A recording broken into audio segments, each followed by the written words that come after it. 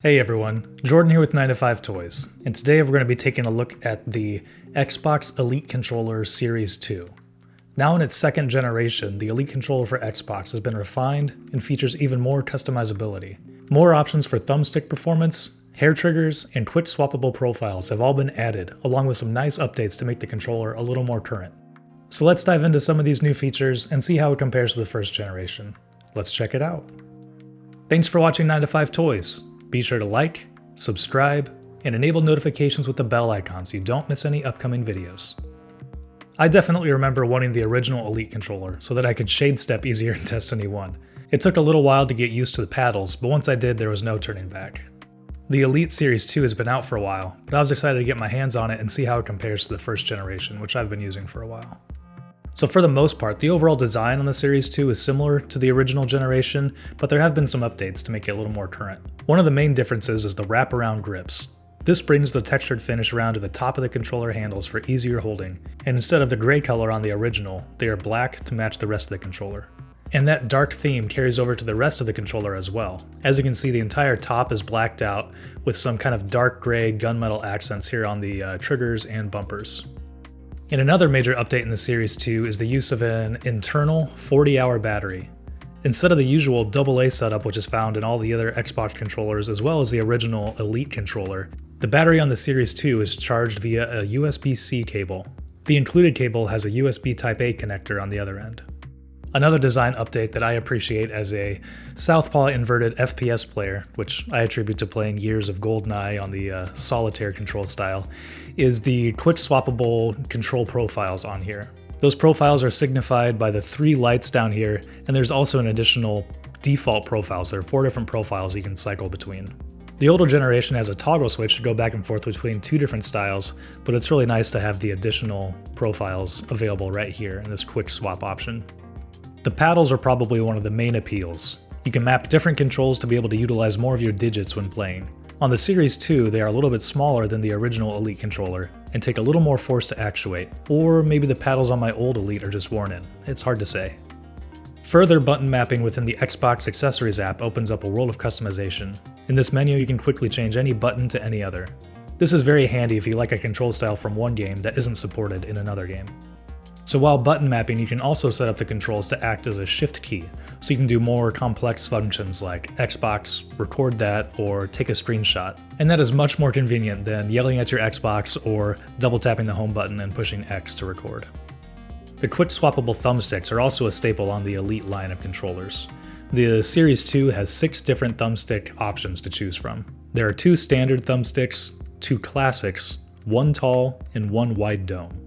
This is a little bit different than the previous generation, which had 2 standard, 2 domed, and 2 tall. Swapping them in and out is incredibly easy with their magnetic connection, just like with the D-pad, which has 2 different styles. Beyond just those features, there are plenty of updates over the first generation. Let's start with the case, which can also double as a charging dock. But as you can see right here, there's some little connectors that when you place the Xbox Elite Series 2 controller in here, and then plug in your USB Type-C cable here in the front, it will dock and automatically charge like that. Or you can take the dock out of the case and just set the controller on it anywhere you want to make it much smaller. So this is a really convenient feature to have so you don't have to buy a third-party dock right away. Of course, you can also just charge the controller with the USB Type-C cable.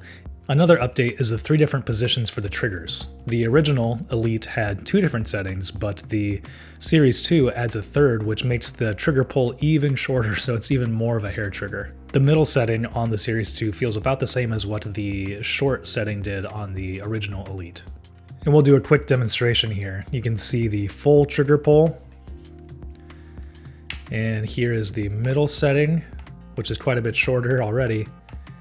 And then we have the hair trigger, which is just, a millimeter or 2 of movement. It's really short.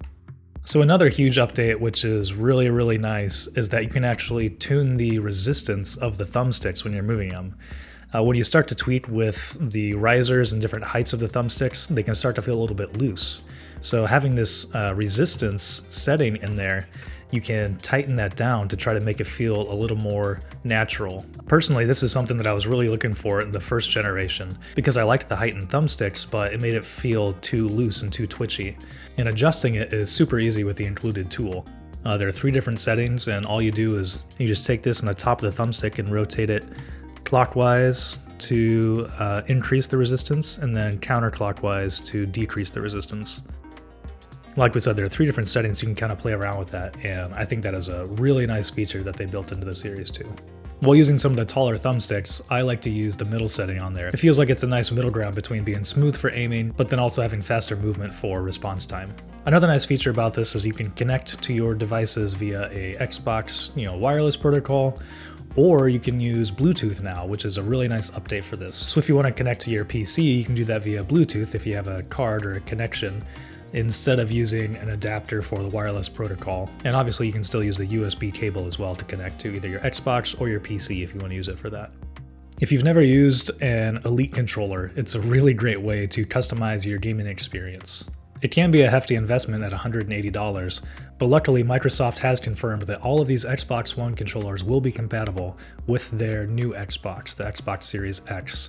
That's slated to come out at the end of this year in the holidays of 2020, so it's nice to know that if you drop a little bit of cash, if you find a good deal on this, that it won't be obsolete at the end of this year. You'll be able to use it in the next generation. So overall, the Elite Series 2 controller is an awesome controller.